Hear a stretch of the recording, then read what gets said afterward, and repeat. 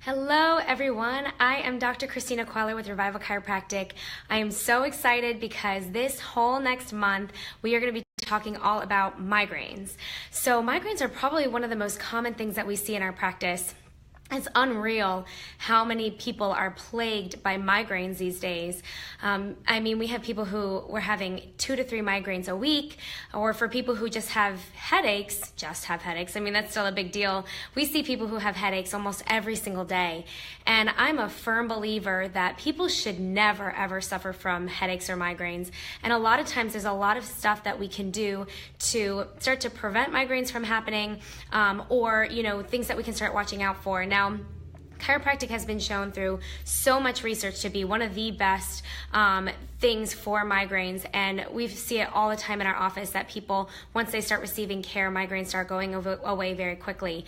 But today and this month, we are going to talk about things that you guys can do at home so that even if you can't get to the chiropractor right away, we're going to talk about some really useful tools and tips that you guys can do to either keep them away, or eventually throughout the month, we're going to talk about tricks that when you do get one, things that you can be doing to start to ease them up a bit. So our talk today, everything we're going to talk about today is all about food.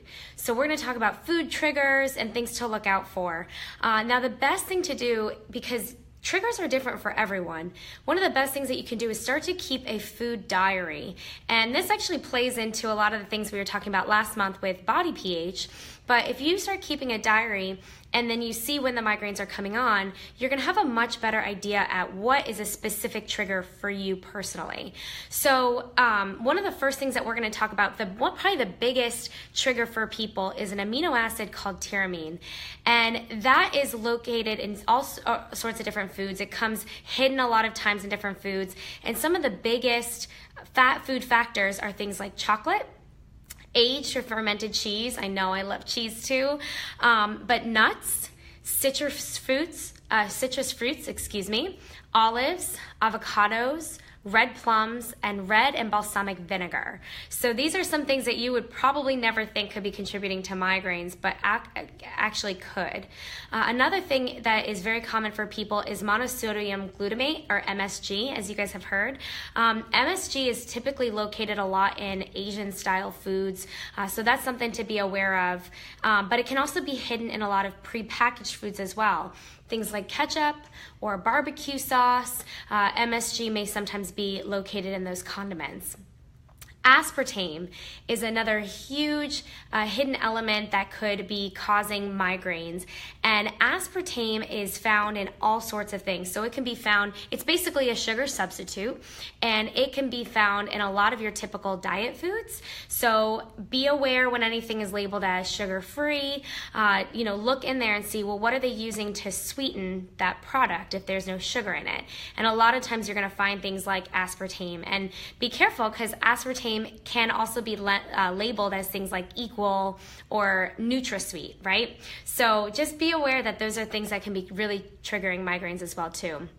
Sulfites, are another big trigger for some people, and those are going to be located in things like dried fruits, wine, and then of course processed foods as well too.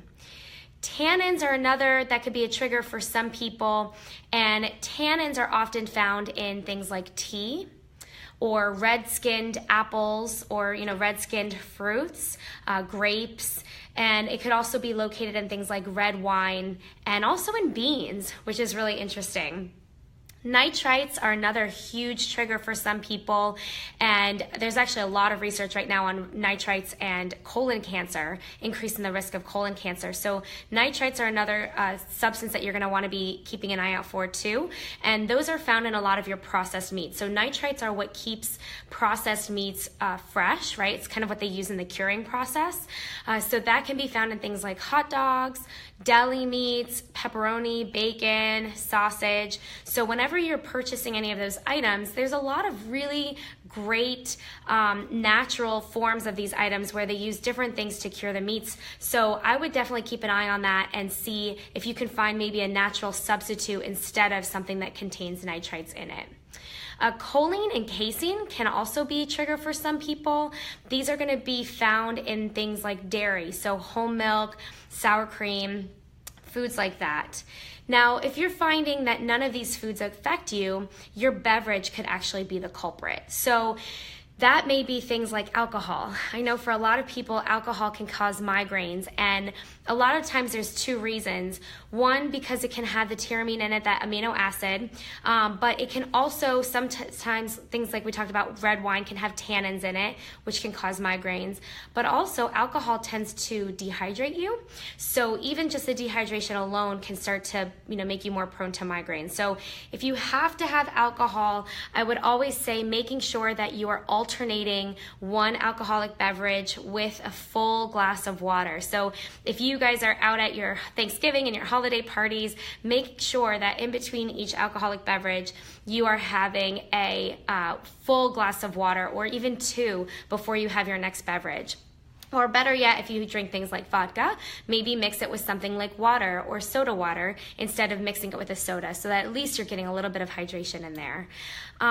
Caffeine. So caffeine can be tricky because for some people, caffeine can be a huge migraine trigger, but for others, caffeine can actually relieve migraines. So this could be, could vary for you depending on your body. So again, this is really crucial of why you would want to take a food diary, because you'll start to see if caffeine is either an aggravating factor for you or a relieving factor. And again, regardless, make sure that with every caffeinated beverage that you're definitely having at least one full glass of water to be able to rehydrate you after that. Now, if all of this sounds really daunting, first and foremost, we're going to write all of this down for you. So we're going to have this out in a blog post on our website at revivalchiropractic.com, and we're going to work on a downloadable sheet of different food triggers, things that you can look at and see, perhaps you're eating them throughout the day. And again, just like I recommended before, you're going to really want to make sure that you keep a food diary, because some things can aggravate certain people while others may not. And so it's really important to figure out what that aggravating factor is for you, and a food diary is one of the best ways to do it. Now, if you do keep a food diary, please feel free to bring it into our office. I would be happy to sit down with you, discuss the different foods that you're eating, maybe try to figure out if you have some hidden triggers in there in foods that you may not realize it's in. I would be absolutely honored to be able to look through that with you and figure out a good game plan for you moving forward. Now, stay tuned with us over the course of the rest of the month, because we are going to talk about some great stretches, some great trigger points to work on, as well as some really cool essential oils that you can use to help keep migraines at bay. And again, remember that chiropractic is one of the best things that you can do when it comes to migraines. And we've seen so many incredible stories in our office of people who are suffering from daily migraines that, are no longer suffering at all. So if you have any questions about migraines, anything at all, please don't hesitate to call our office, post a comment in the links, and stay tuned with us over the course of the month. We'll talk to you soon. Bye.